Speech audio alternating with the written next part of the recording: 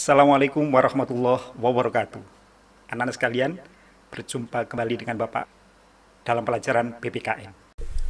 Oke, anak sekalian, kita lanjutkan materi kita di bab, masih tetap di bab yang keempat ya, di subbab yang terakhir, yaitu upaya mengatasi konflik SARA di Indonesia.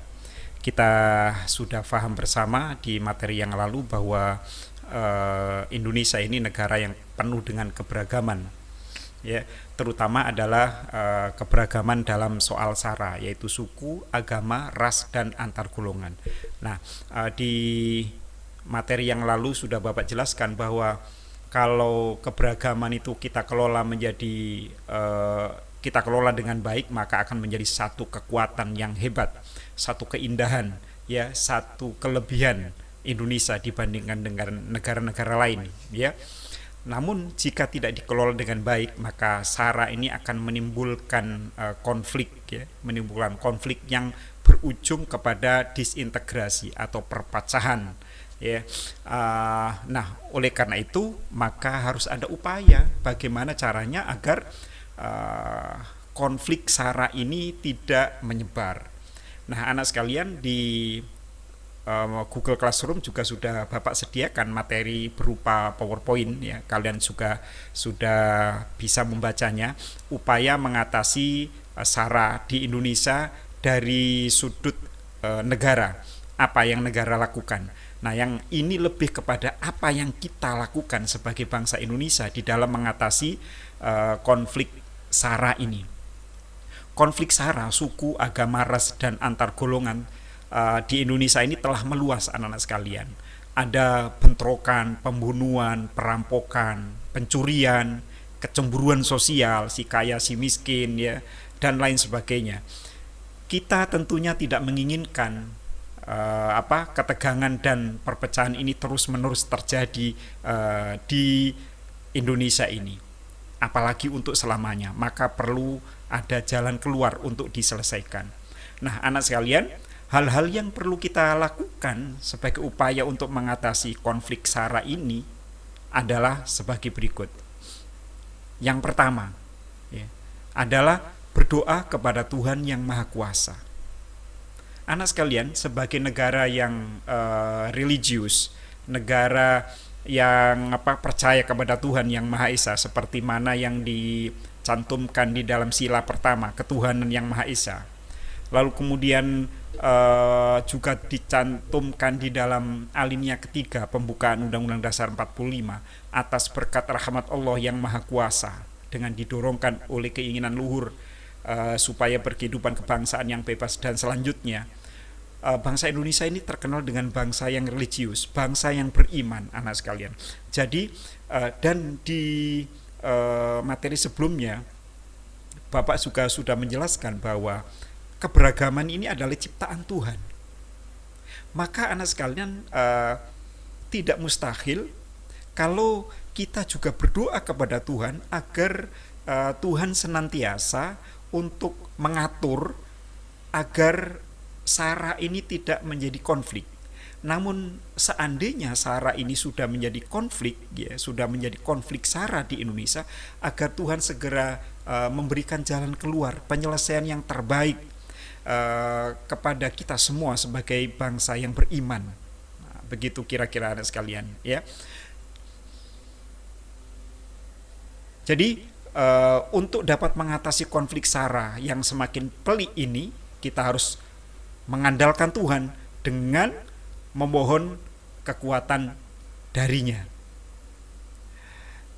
untuk bisa mengatasi konflik SARA ini.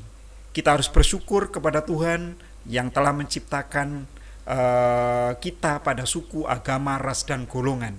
Seringkali ada orang yang menyalahkan Tuhan atas penempatan dirinya di sebuah keluarga dengan suku tertentu yang sangat berbeda dan kurang dapat diterima oleh masyarakat setempat. Anak sekalian, kita tidak punya pilihan. Kita dilahirkan ini sebagai suku apa, karena itu sudah kehendak Tuhan. Oleh karena itu, karena ini kehendak Tuhan, maka kita kembalikan kepada Tuhan agar Tuhan sebagai yang maha pengendali, yang maha pengatur, ya, agar jika eh, konflik SARA ini sudah terjadi di Indonesia akan segera berakhir. Lalu yang perlu kita lakukan yang kedua adalah mengendalikan emosi anak sekalian. Anak sekalian, di masa-masa atau di era kemajuan teknologi ya, terutama teknologi komunikasi dan informasi, di mana setiap orang sudah memiliki handphone. Di dalam handphone itu ada media sosial dan setiap orang boleh berpendapat apa saja, dan pendapat orang itu bisa dipengaruhi oleh emosinya, dipengaruhi oleh pengetahuannya, dipengaruhi oleh bahkan oleh imannya ya anak sekalian. Maka karena setiap keadaan pikiran, emosi dan lain sebagainya setiap orang ini berbeda, maka yang keluar dari pikirannya lewat lisan dan tulisan juga akan berbeda-beda.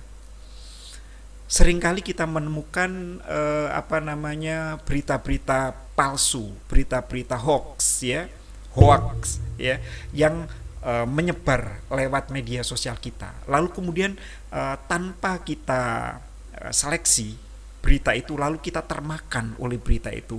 Lalu kemudian kita menjadi emosi, kita sebarkan juga dengan emosi. Maka anak sekalian, menyebarlah konflik itu semakin besar. Itu banyak terjadi anak sekalian. Banyak juga negara-negara lain yang berantakan hanya karena berita hoax dari medsos. Oleh karena itu kita perlu berhati-hati di dalam menggunakan media sosial ya. Nah anak sekalian, di Indonesia juga sama, banyak juga cerita-cerita tentang konflik antar suku yang dipicu oleh berita hoax di media sosial. Ya, jadi mari kita semua mengendalikan emosi. Jika ada permasalahan, mari kita bawa ke musyawarah, kita rapatkan, tenang, kita bicarakan dengan kepala yang dingin. Jika kita menemukan berita-berita hoax, maka itu harus kita tanyakan kepada orang-orang atau pihak-pihak yang memahami itu. Jika kita tidak paham, lebih baik kita diam dulu, kita tunggu berita-berita selanjutnya. Lalu kemudian anak sekalian, yang ketiga, jangan memanggil orang lain dengan julukan berdasarkan SARA. Ya, ini banyak terjadi terutama anak-anak di sekolah, anak-anak muda itu ya, kalau memanggil temannya itu seenaknya saja. Anak sekalian misalnya, hei Batak, dasar Jawa misalnya ya, Ambon keriting misalnya begitu. Anak sekalian, dalam keadaan tertentu ketika dia hatinya sedang lagi moodnya lagi bagus, diomongin kayak gitu dia masih mampu mengendalikan emosi. Tetapi anak sekalian, jika pada suatu saat temanmu yang kamu katakan seperti itu sedang pada posisi emosi yang kurang bagus, maka ini akan menjadi marah ya, akan menjadi marah. Nah kalau sudah marah karena yang dikatakan adalah sukunya, agamanya ya, atau rasnya, maka ini akan menjadi panjang. Karena yang kamu katakan kepada temanmu tadi adalah soal SARA, suku, agama, ras, dan antar golongan. Maka ini akan meluas anak sekalian. Jadi ayo coba kita mulai dari sekarang. Bagi yang belum pernah melakukan, jangan pernah melakukan itu. Bagi yang sudah sering melakukan, sudahlah. Mohon maaf, sering kali misalnya menyebut orang dengan sebutan sukunya, hei Cina, hei Jawa, hei Minang, hei Batak, misalnya begitu ya, atau disebut dengan agamanya, disebut dengan etnisnya. No, hentikan itu semua anak sekalian ya. Dalam keadaan seperti Bapak katakan tadi, dalam keadaan hatinya baik, mereka menganggap itu gurauan. Tapi suatu saat ketika dia sedang bad mood, maka itu akan menjadi bencana anak sekalian, menjadi konflik, dan konflik itu bisa menjadi besar. Yang keempat, jangan menghakimi dan berpikiran negatif tentang suku, agama, ras, dan golongan yang berbeda. Ya, dalam beragama kita boleh fanatik, dalam arti menjalankan ajaran agama kita sebaik-baiknya, itu fanatik namanya. Yang nggak boleh adalah fanatik berlebihan, menganggap agamanya paling baik di depan orang yang beragama lain. Ya, setiap orang memang harus mengatakan bahwa agamaku yang terbaik dan aku menjalankan agamaku dengan baik dan benar. Tapi cukuplah itu di dalam hati kita, atau kepada orang yang seagama dengan kita. Tapi jika berhadapan dengan orang yang lain agama, jangan lakukan itu, ya. Apalagi sampai mengejek, apa agamamu, sembayangku kayak gitu, berdoa kok begitu misalnya. Itu akan menimbulkan persoalan. Atau misalnya anak sekalian, misalnya suku ini orangnya bodoh-bodoh, suku ini orangnya pelit, ya, suku ini orangnya temperamental misalnya. Tuh, jangan seperti itu, ya. Seandainya itu iya pun, ya jangan diungkapkan. Kembali lagi ke nomor 3 tadi, pada keadaan yang emosinya baik itu nggak ada masalah, ditanggapi dengan bergurau. Tapi kalau lagi bad mood, maka itu akan menjadi masalah. Jadi yang keempat apa? Jangan menghakimi dan berpikiran negatif kepada suku, agama, ras, dan golongan yang lain lebih buruk dibandingkan dengan kita. Yang kelima, jangan memaksakan kehendak kepada orang lain. Ya, tentu saja kepada orang lain ini adalah yang sara tadi, suku lain, agama lain, ya, ras lain dan golongan yang lain, atau kepada sesama, ya, atau kepada orang yang seagama, orang yang sesuku, orang yang seras dengan kita. Apapun memaksakan memaksakan kehendak kepada orang lain itu tidak baik. Kita ada sila keempat, kerakyatan yang dipimpin oleh hikmat kebijaksanaan dalam permusyawaratan perwakilan. Semua harus dimusyawarahkan dulu kalau itu kepentingan orang banyak, ya. Kalau itu menyangkut kepentingan orang banyak. Kalau kepentingan pribadi, ya kita tidak boleh memaksakan kepentingan kita kepada orang lain, ya, karena itu kepentingan kita. Kita harus lakukan sendiri. Kita nggak boleh kehendak kita wajib dituruti oleh orang lain.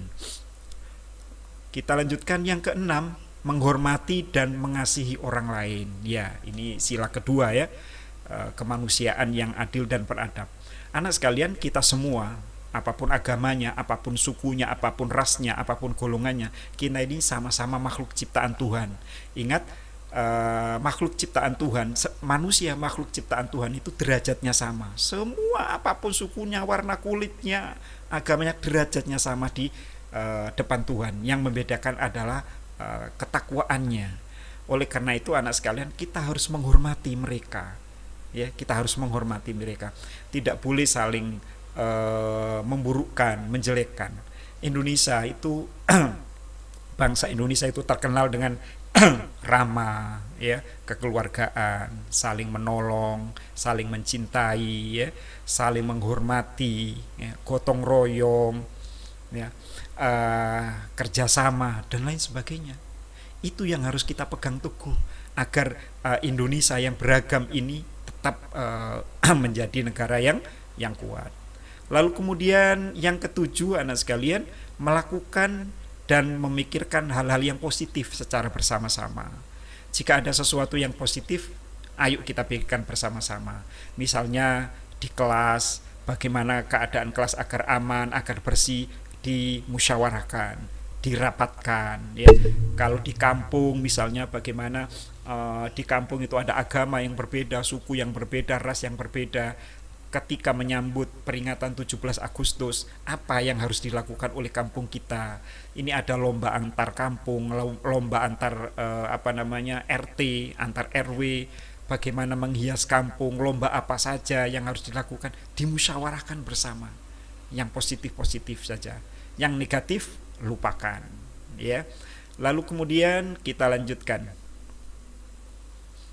Nah, anak sekalian, itulah 7 hal yang perlu kita lakukan sebagai bangsa Indonesia agar konflik SARA ini tidak berlanjut atau tidak terjadi konflik SARA. Anak sekalian, mudah-mudahan kalian bisa memahami bersama dengan baik. Nah, anak sekalian, itulah materi kita hari ini. Mudah-mudahan kalian bisa memahaminya dengan baik. Jika kalian masih belum bisa memahami dengan baik, maka kalian bisa buka kembali video ini di YouTube Bapak, yaitu di PPKN Studio. Atau kalian kembali ke Google Classroom untuk membuka materi dengan lengkap. Terima kasih atas perhatiannya. Assalamualaikum dan salam sejahtera.